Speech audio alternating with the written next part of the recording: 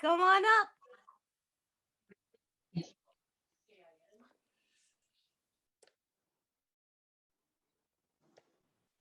You're on, Mike. Your name, sobriety, I date, can't and get rock the. and roll. All right, I couldn't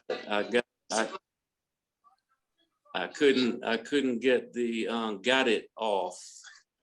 I'm powerless over alcohol. My name is Mike D, and it's an honor and a privilege to be amongst my fellows and some friends. I'm still honored to be asked to do anything in the rooms of recovery. My sobriety date is March 9th, 1987.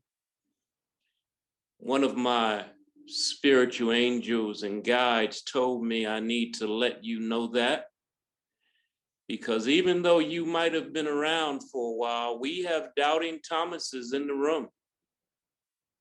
They do not believe that their life can be totally recreated on a level unbeknownst to them. So I need to let you know that there's some of us that we've been here for a minute, even though we just have today. We've been around for a minute. This has become a way of life, just like my previous life was a way of life. And I pulled into it 100%, no chaser, no hose barred. I went for it. I'm one of those guys that I would go to the cliff and stick my foot over and wiggle back and forth just to see if I could keep my balance, a daredevil. When I was young, growing up in Harlem, New York, we have tenements. And as a young boy, we'd go up to the roof and jump the gaps between tenements. Insanity. I qualify to be here. I qualify on a number of levels.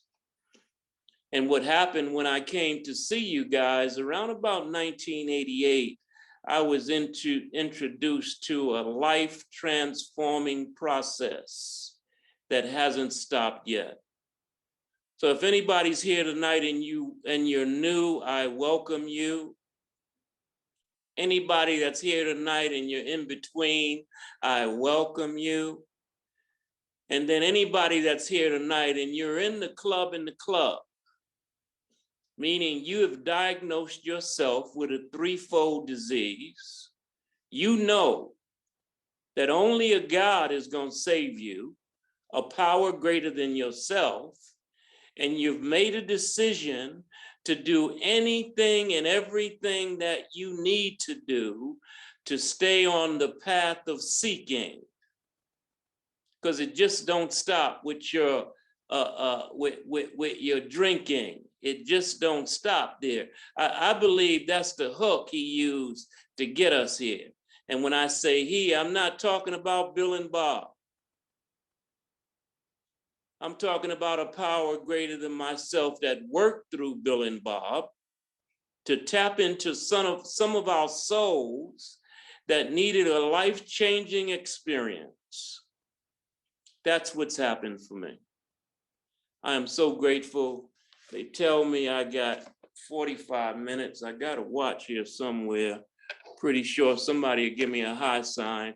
Teresa, you just grinning on that picture? That's a you just that. Anyway, it's good to see you guys. Got some friends up there in Toronto. Been up there a couple of times, and God has truly blessed me. Had no idea when I started this journey what it was about or what it would be about. I thought maybe I would get free from mind-altering substances. Maybe if I was able to do that, my life could be recreated. I could live differently. I don't know if you're like me. I don't know which one of the alcoholics in our textbook you are, but what I do know is that there's a man and a woman in this meeting that there is no middle of the road solution for you. and that every ounce of what's talked about in our textbook, which is a teaching tool, needs to be applied to an individual's life that says, I'm the real one. I'm the real one. A spiritual way of life and a personal relationship, love affair with a power higher than you that can show you how to use your power effectively is of absolute utmost importance. I got to learn how to breathe, ladies and gentlemen. I got to learn how to breathe. So what it's done for me, these 12 steps, this book, this program, it's taken me on a path back to what was given me the first 10 years of my life. A God of my own understanding and a spiritual way of living life. So that passage on page 87, be quick to see where religious people are right, make use of what they offer. That's one of my favorite passages in the big book because it sent me back to that little church on 112th Street between 7th and Lenox Avenue in Harlem, New York, that I grew up in, where I was anointed and dedicated to do a work. And they seated me, them old folk. They seated me, they poured wisdom into me, but being who I was at that phase of my life, I wasn't in a place to accept it, but it was too late. They did their job. They were only there to do what we do in the rooms of recovery, carry the message. And the message is very simple, God is. And everybody that's on this meeting tonight, I didn't come to talk to you, because some of y'all don't have to do this stuff to the depths that some of us do it. But then there's somebody on this meeting tonight that you haven't tapped into the fact of, yes, I need to go deeper. And you need to go deeper because you're probably restless, irritable, discontent, all the cliches we throw around so regularly and don't really pay attention to. That's going on in your life, and you didn't just show up to us. You've been around us for a while. And the unmanageability of your life is kicking your kazoo. And the answer that's needed, and what was needed for me, go deeper, Mike. It's time to peel another layer, Mike. This God thing they're talking about, seek, be a seeker, be a finder of power. And as a result of that, I have a very explosive life with God. It was intentional what happened those first 10 years of my life. God masterfully planned that to give me what I needed. So when I got to the junction of my mind overpowering my activities to live a healthy, loving, caring life, he could begin to work on me. And he could begin to recreate me from the state I made a decision of being recreated into.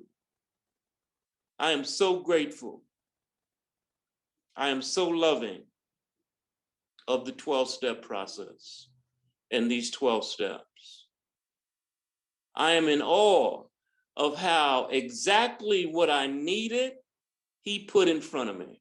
Now, you got to travel with me because a lot of times he put it in front of me and I didn't pay attention.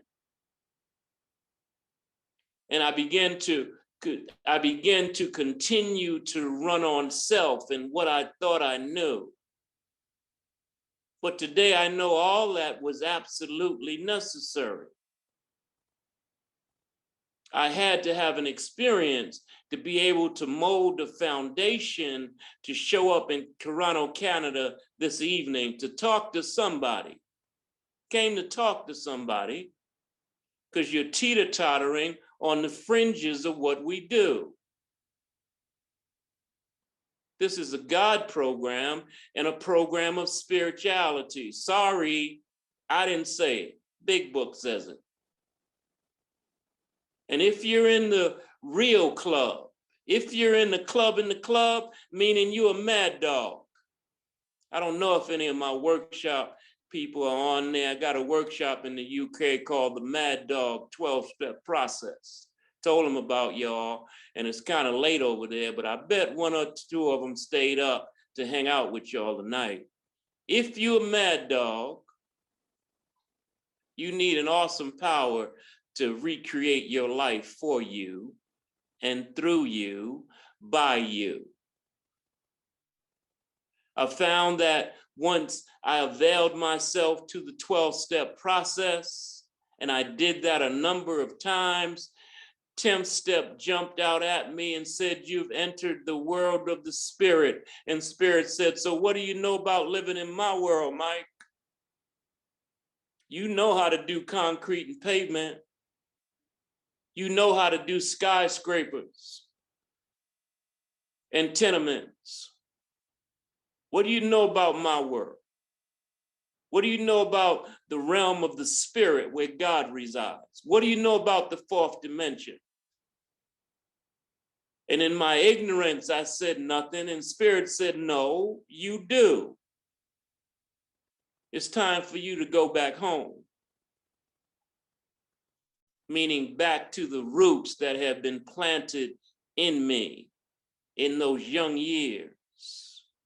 And I went back to those religious people. A lot of us find fault with religious people because so many of them are hypocritical. On Sunday, they all spiritual and godly and praising God and this and that and hemming and hawing. But as soon as they leave church, they're devils in disguise.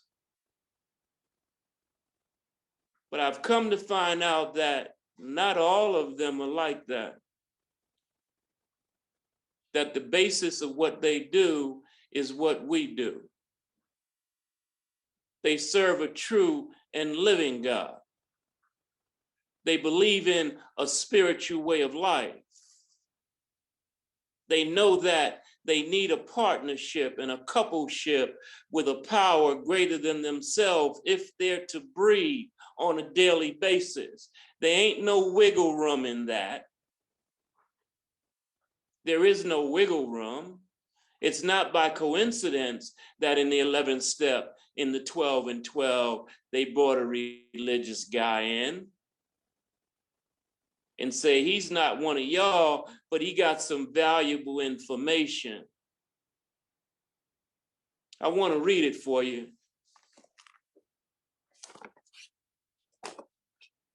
On page 99 in the 12 and 12, step 11,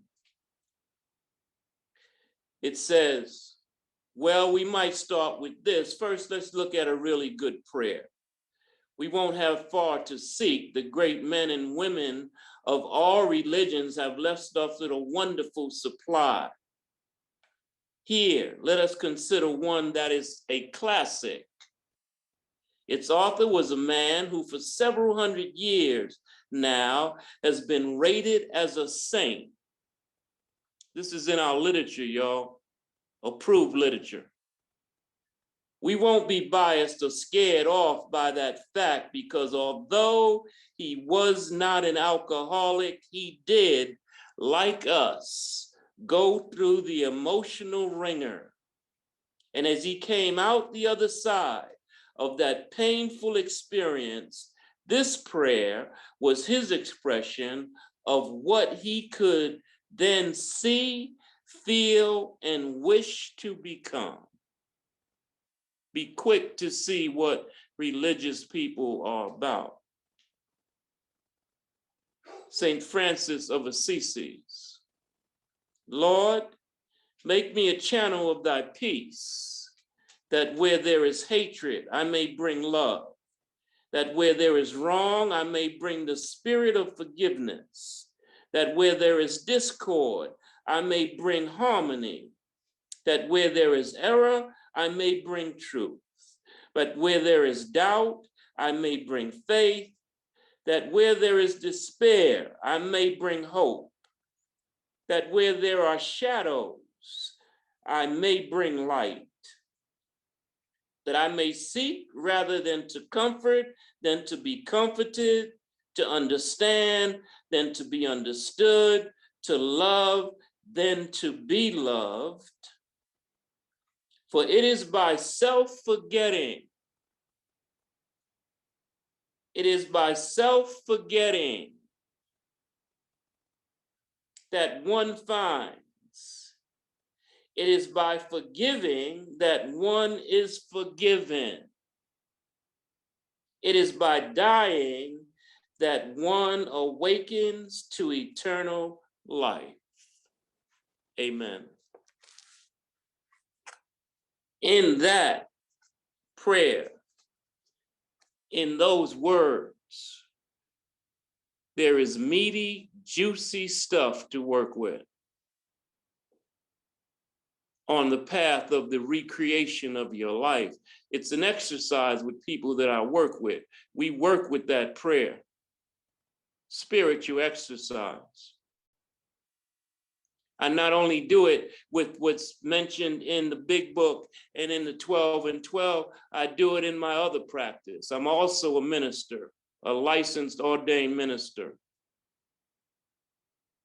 And I work out of the Bible. I went back to those religious people and I started asking questions about spirit world living.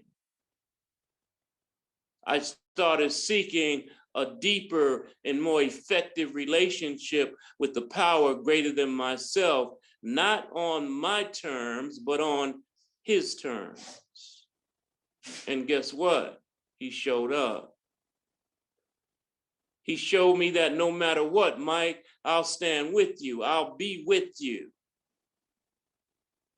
The wiles of your life that separate me from you, I'll remove them for you, Mike. Let me do the work.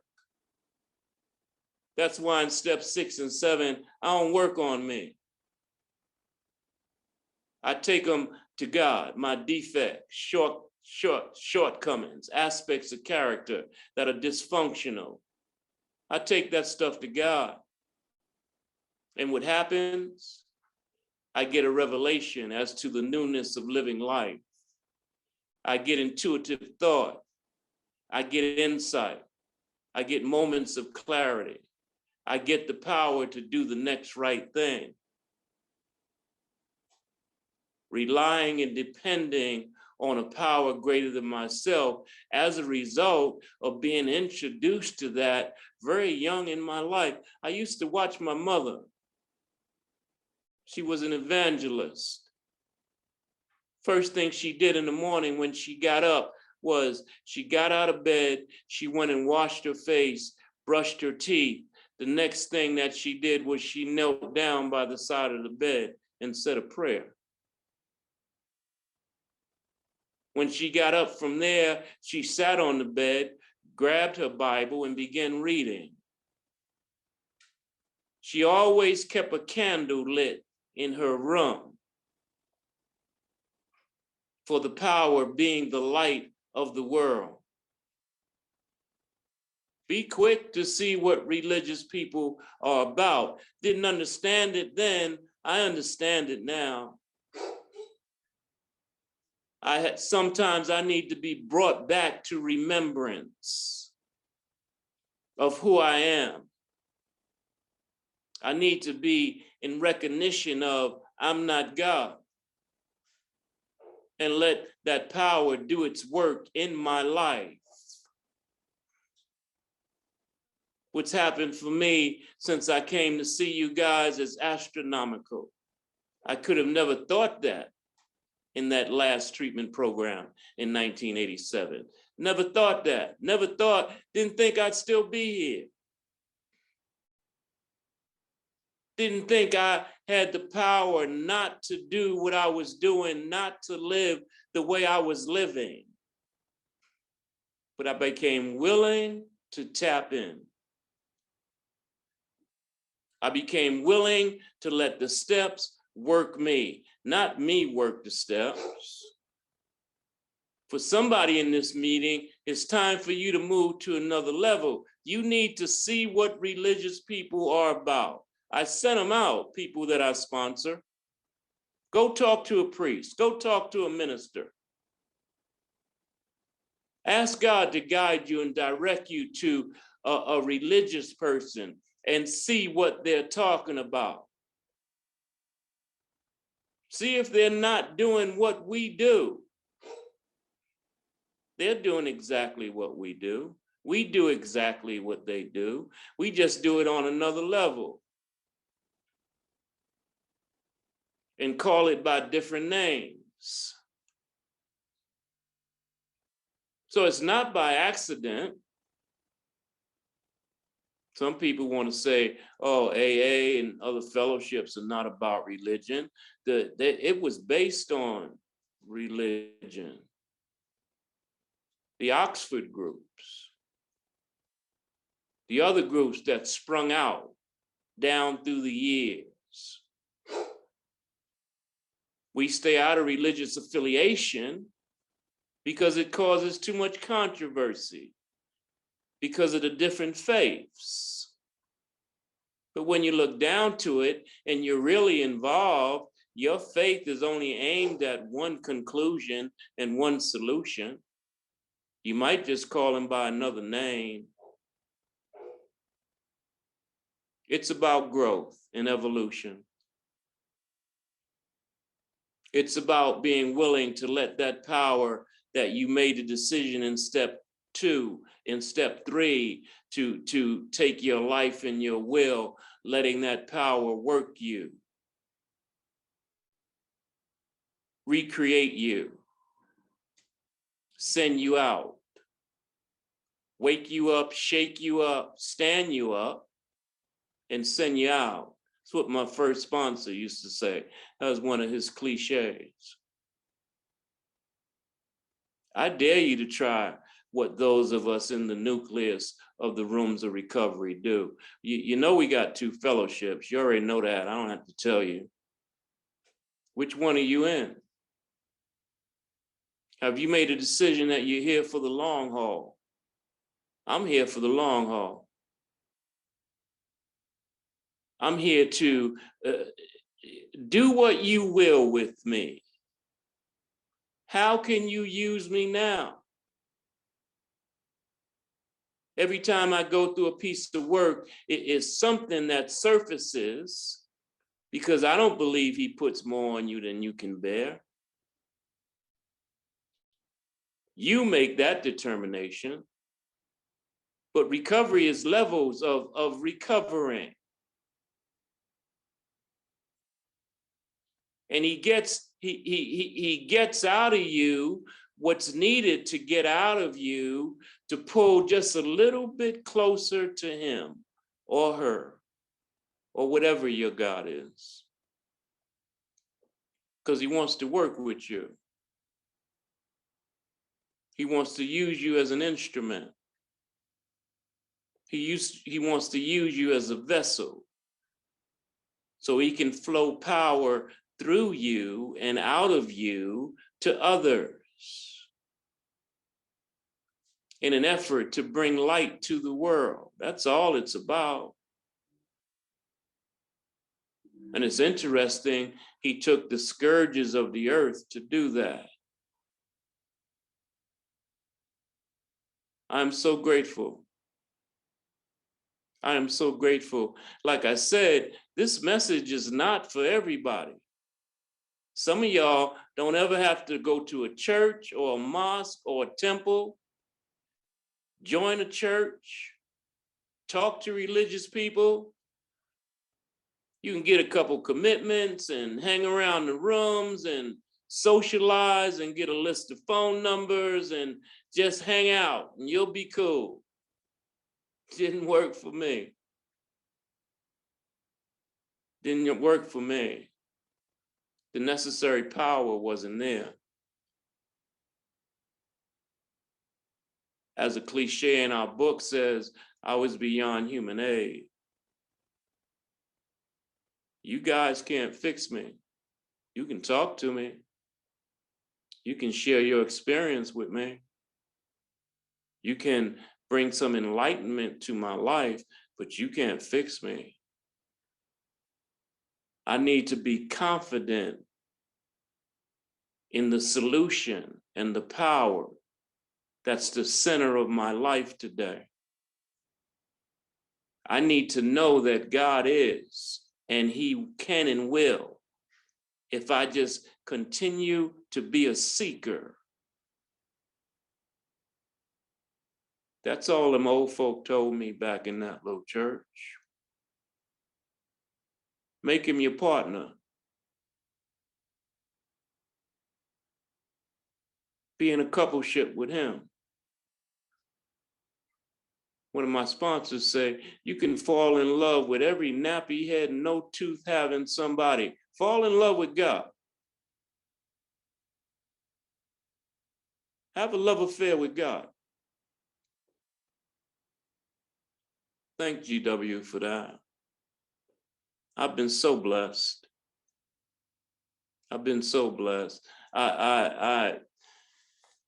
I could put it in words, but words that I could use do not suffice. And then the teachers that He put in front of me. See, he knew I was a knucklehead. He knew my nemesis was powerful. So the people that I sat in front of and was willing to abandon myself to, He knew they had to be powerful also, or else I wasn't going to listen. So He placed me strategically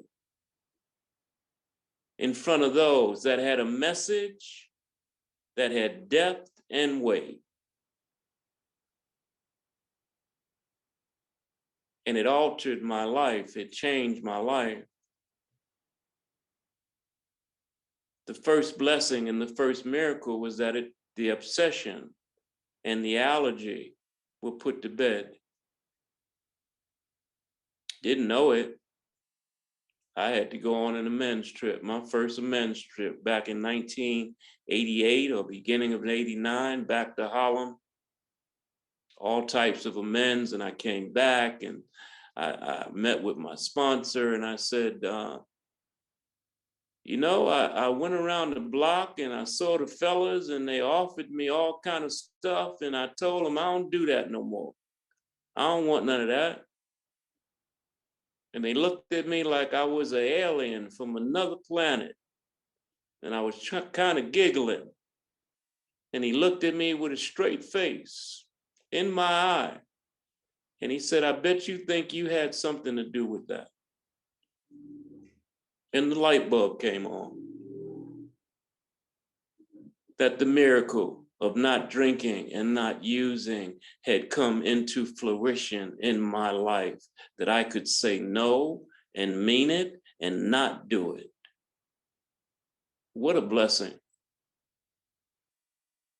That's when I became convinced that I could live life differently. That's when I became convinced, third step says, I'm thoroughly convinced that God is, because I had horrific amends. I don't know if you know something about that little country called Harlem, New York. It's a hell of a place, man, to grow up in. And to come through that and make it out of that, a miracle. And the amends I had in that first set of amends, life-changing experiences, which I don't have time to go into right now, but I just want to leave with somebody tonight that it works. And I'm not just talking about the program, I'm talking about the nucleus of what we do. The program is only an outside fashioning. What we do on a different level is live life as directed by spirit. We get a coupleship and a partnership with a God of our own understanding that continues to lead us out of the dark, because life don't cease because we come to the rooms. It don't stop. My buddy don't stop come looking for me because I've been around for as long as I have, or all the stuff I've done since I've been here. He don't care. I believe he wants me even more. What a trophy. What a trophy to hook that Mike D guy up. They'll be talking about me from here to Switzerland and Africa. I'm not going though. I'm not bowing down because I know there's power. I know there's recreation of life. I know. I don't. One of my other teachers talked about a willingness to believe, growing into a belief, growing into believing, and then growing into a knowingness about God. I know if I can just be still long enough. You see, that's my problem. In that little church, they used to say, just wait on him, wait on him. He'll show up, may not come when you want him, but he'll show up. Just wait on him. All those teachings that were given to me begin to trickle back and come back and take my life and my recovery to another level. Because for the real guy, in my closing, the real one, this is about God and the spiritual way of living life. I think it's on page 83. It says the spiritual life is not a theory. We have to live it. That's for somebody out there who's struggling tonight. You struggling. Still, you're propped up in ego, in titles, property, prestige. You're struggling. Your internal condition is suffering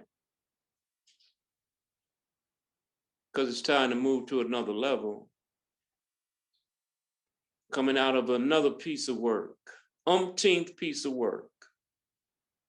Completion tomorrow, step 12. Another set of amends. Awesome deal that we have here. Don't miss it. Don't miss it. Take the directions that they give us in the big book. It's not a book of suggestions for me, just to put that out there. I know they say it's to be suggested. It ain't about suggestions. For me, it's about directions. Be quick to see what religious people are about. Make use of what they offer.